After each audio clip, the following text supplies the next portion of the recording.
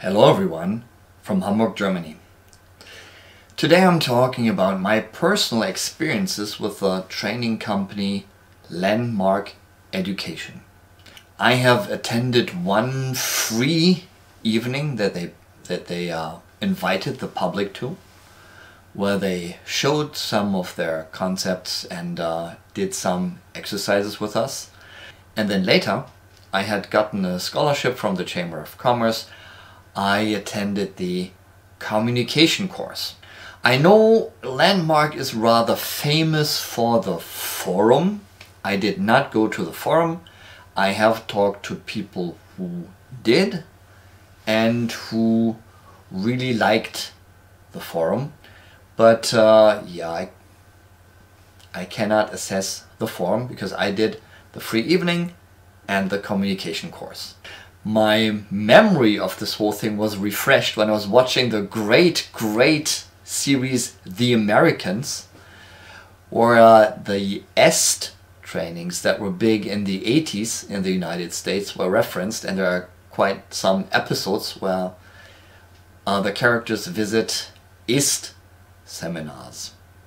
One of my mentors, Warren Berigian, told me like 25 years ago, the only interesting question about EST ever is, why does somebody with an unmistakably Jewish name, Jack Rosenberg, give himself a new, unmistakably German name, Werner Erhard? He said that was the only interesting thing about the whole story.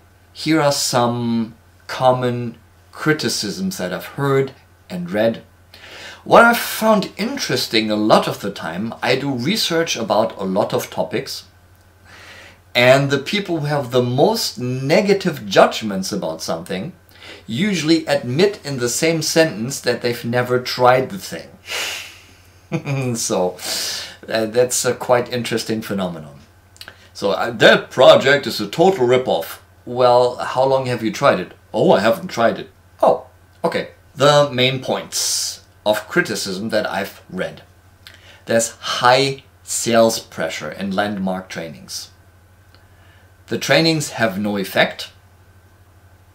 The content can be obtained for free from other sources. They make big promises which cannot be kept. The conditions of the trainings are very restrictive, so they don't let you out, or at least if you go out it's heavily frowned upon and you're sort of punished with emotional pressure. And the team treats participants very badly. Well, when it comes to the high sales pressure, I attended the communication training in Germany. And in the German culture, when you use high sales pressure, people will usually not take you seriously and they will walk away from you. Especially with the very cheap and stupid high sales tactics that were used in the 1990s, when multi-level marketing had its big moment in Germany, until it eroded and has now almost completely disappeared. But using high sales pressure here, you don't get very far. And while for my taste during the communications course they were doing a bit too much advertising for other courses, I didn't feel pressured into buying anything or continue with any training, so nobody came to me and tried to put pressure on me. When it comes to the effect of the training, well, no effect is a big statement. There's one phenomenon that I would like to mention that Mr. Ken Wilber has talked about at length, called states and stages. What can happen in large group, what as they call LGAT, large group awareness trainings, what sometimes happens there, be it Landmark or be it another one, sometimes they can whip you into a very excited state for a few hours or maybe even a few days, and then sell that to you as if you've reached a higher stage of development, which is not true, and these things are sometimes confused. So did it have no effect? For me, I would say there wasn't a big effect, but none, well, let's say next to none. It wasn't a big effect. I didn't take home any spectacular wins. A lot of the content can be obtained for free from other sources, from the web, from similar trainings, from people who have done processes like this and who have reported about them. Yes, they can be. I don't know if everything, but a lot of the content can be obtained for free on the web. The thing is, what people often pay for in these training scenarios is a format. So we tell you from this point in time to this point in time we do this. And now we do this. And they sell you a format which makes sort of sure that you actually do the things that you're told. You don't just read them and forget them. You do them, and you do it with a group. And for me, I find that being with the group, where everyone has sort of a similar set of goals and similar intentions, it has a bit more horsepower, it has a bit more effect than if I just read stuff and try to do it on my own. So yes, the content is available for free, but it is not the same effect as doing it in a predefined format, a directed, moderated format together with a group. When it comes to promises, I don't think I was promised anything.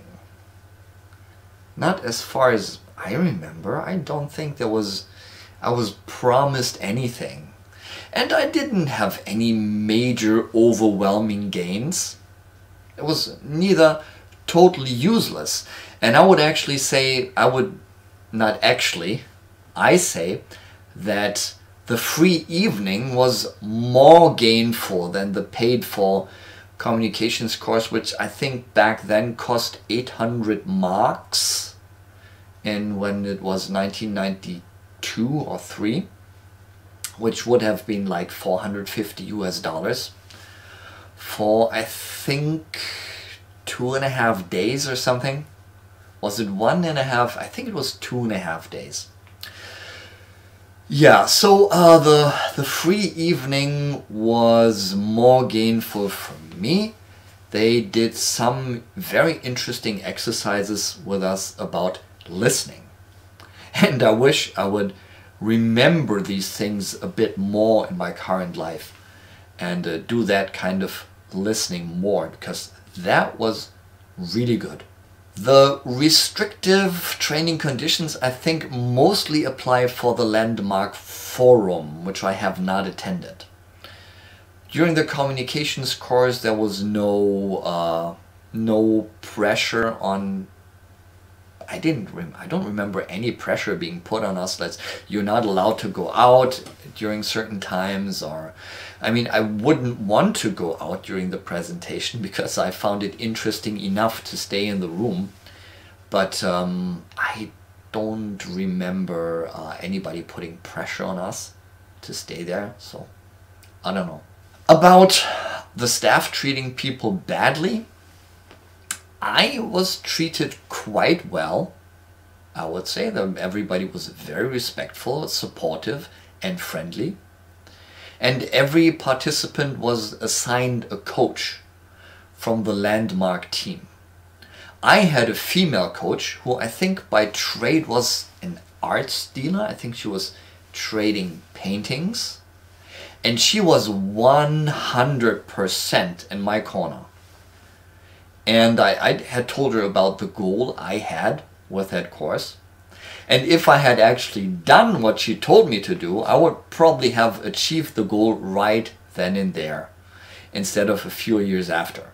Because she gave me solid advice, and if I had done that, yeah, I probably would have achieved it. And she was 100% in my corner, non-judgmental, very supportive. So the final question that YouTube star Chris Williamson keeps asking, is it Chris Williams or Chris Williamson? One of the best interviewers on YouTube. Does it grow corn? Does it? Well, I would say for me there was no super major gain. Neither was it completely useless. I think the listening stuff was quite great. And everything else, well, I don't even remember much of everything else. I remember a few snippets and a few buzzwords, but no great use. So would I recommend somebody to attend the training? Oh, today I have found other things that I find more useful, so I would not. But would I warn somebody? I don't even know if the communications course is still available. I think they're only offering the forum still. But yeah, would I say it's a terrible organization where you get indoctrinated and brainwashed into being a zombie? No, not my experience.